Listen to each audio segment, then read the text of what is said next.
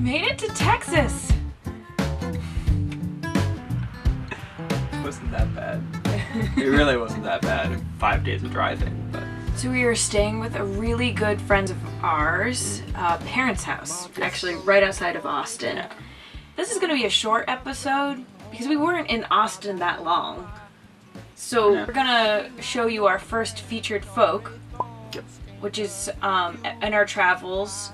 Every time we find someone really cool, we want to highlight them. Yeah. Mary, we are in Texas. Our first victim is Mary, the beautiful Mary. You'll probably recognize Mary if you've seen some of Danielle's short films. She's been in 3? I can't remember. Something? She's there though. She's there. You'll know. You'll recognize her.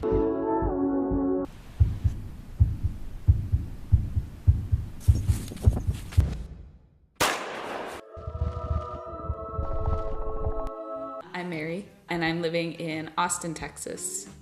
And I'm an actress here, and a mover, and a maker.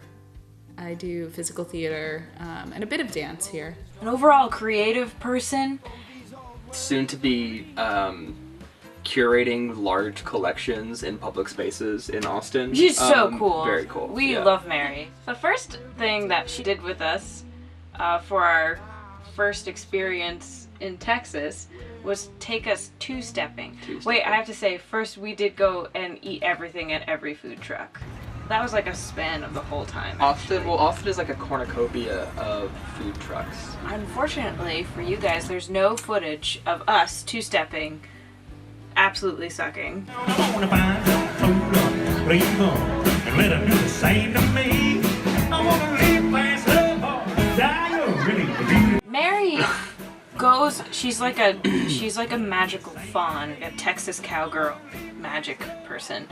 She goes up to the dance floor and she takes me up there and she's just like, all right, the trick is you have to see who's really good at dancing. And I'm like, okay. And she's like, and then you go and you ask for a dance. And so she's like, that guy and that guy. And then she like looks at one guy, she's like, all right, I'm going in. Swoops in, and then they just start dancing together and walk around. Like, how did she know? How do they both know what to do? I have no idea how it works. It's magic. We No idea love how it two-stepping. We love it. It's very cool.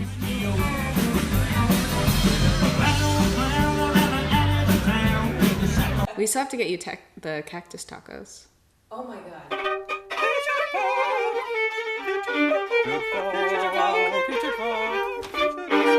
So my mom is a visual artist, and my dad's also an artist. He's a musician. And so I was really lucky in that supplies were always on hand. This is actually my mother's art behind me. And so we always had oil and acrylic and colored pencils and good paper. She really made the makers in us. My sisters are also creative. Oh, this one is my favorite. Little baby Mary. This was me in my finest form, which is just Mary Potter. Mary Potter. And then my dad's a comedian, and I grew up watching him play in his band. I always had parents who really encouraged me to do whatever the hell I wanted to do, because they were like a bunch of hippies who just like dropped everything and traveled around the world, and they can't really tell me to like. Wow, this is familiar. I know. How does where you live impact your practice? So I'm currently living in Austin. I've been there for about 3 years. Before that, I lived and worked in Boston. And then I was raised in El Paso, Texas. And I really consider all three of those influencers. Honestly, just like the amount of sunshine I receive on a daily basis, it really affects my work. I feel like when I was in Boston, it was a lot more like pensive. But coming here, there's so much sunshine and activity, and I love that I can be in the middle of my day and then I just shoot off and go and hike, like in the areas like the Greenbelt where I showed you, where you're still in the middle of the city, but you can totally disappear. It has a really good outdoor, I guess just a lot of outdoor options, but also there's such a sense of community. It really has influenced my work here. Yeah, is that cheating? Is sunshine? No, And then There's so many creators in Austin. I mean, it's got a huge music scene. There's a good small community of physical theater people here. Why do you keep doing it? I have to. Like, there is a sense of wanting to build community and put something out there that's a common language for people to relate to. It's like having to sneeze. Like, I have an idea and I have to make it because it's just gonna bother me until I do. And sometimes I make it and I'm like, yeah, look at this amazing thing. And sometimes I make it and I'm like, this is super weird. But there's still a sense of relief once it's reached completion. It's not your job to judge what you're creating, it's just your job to leave that channel open. It comes from a very eloquent Martha Graham quote. But that's the message, is that you have to just be the channel for whatever you end up making. And speaking of really cool people, other than Mary, we were in Austin and we just happened to crash into one of our favorite musicians from Martha's Local Vineyard, favorite, Neil Howell. Austin, Texas, and Neil Howell is alive. He made it. Made it. He's tan, he's handsome, and he's on the road again. So Neil was in the middle of his kind of like East Coast and Central America tour. He was on tour for months with just his motorcycle and his guitar. And 2 hatchets, very important. He always traveled with 2 hatchets. You can't get any more rock and roll than that. We found... Oh, Neil Howell. We found Neil Howell. And he's leaving Austin, Texas. Hey, look at that guy. Off into the sunset again. That bike is friggin' gigantic.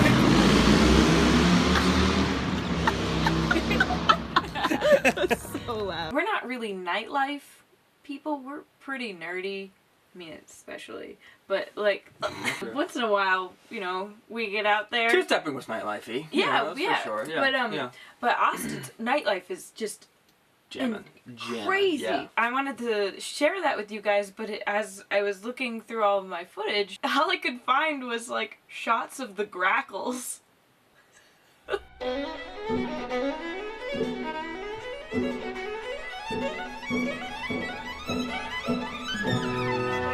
The Grackles are like the omnipresent entity in Austin. Like anywhere, like imagine like any city you've ever been to and there's pigeons, like that times 10 is the Grackles in Austin. Yeah, like times the Wizard of Oz. Oh, that tree's kind of a funny color. You're like, oh, it's because there's no leaves on it. It's just full of Grackles. And I will leave you Look down at the bird poop. The bird. Oh. It looks like the bird poop killed that plant. Like, I love the noises that they make. They do make great noises. They like... Yeah. Yeah. Oh my god. Yeah. All the locals hate them, of course. I think it's like a love-hate kind of thing. Mary wasn't that fond of them. Yeah. I mean, they did some serious duty on Mary's car that one night. Oh, yeah. The problem with parking under Grackles. Oh. They got you. They got me. They got you good. Better get in the car. You got this round, birds. Oh man, that is some sticky. Do you Yeah, heard damn another poop? They like do their thing in the parking lot all day, and then they swarm together at night, and then they like talk to each other in the tree, like, Yep. Hey, did you get some bread today? Yeah, man, I got some bread today. All right, let's move on from the Grackles. I like those. Moving on.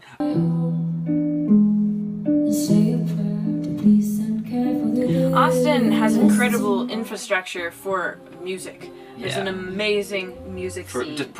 Music and a decent amount of performance art. Yeah, we did manage to make it to a Jessica Hoop show. Yeah, that was cool. Really Yeah, great. super cool.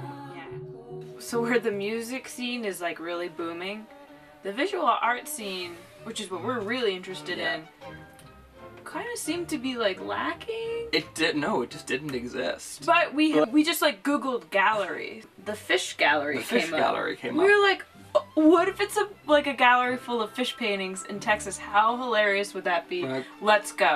We're looking for a gallery, but we found a fish gallery. And it was really just like the fanciest like pet fish store that you've ever It been was to. so fun. I loved it. I mean, there was like I mean, there was like could not full, afford any like of those fish. like $80,000 aquariums. Like, it was ridiculous. Just like taking a seat. I loved it a lot more than a number of galleries that I've been to, so it was successful. So one of the cool nightlife things that we did was through my really good friend Jack, who I've known since I was like 4, and they brought us to a open mic storytelling night. It was in some guy's backyard. Yeah. Kind of curated thing, like a theme for the night, and people came up and shared really intimate, heartfelt stories, some really funny and some really sad. Yep. And they like had food and booze and stuff, and it was really cool. And then that was it.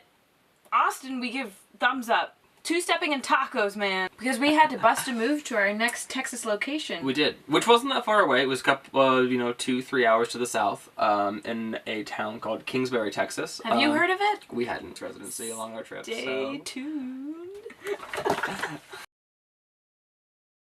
Are you gonna be fit between these trees? Little like pre-working out. And from that mountain, eye upon your horse, lone rider on that rail.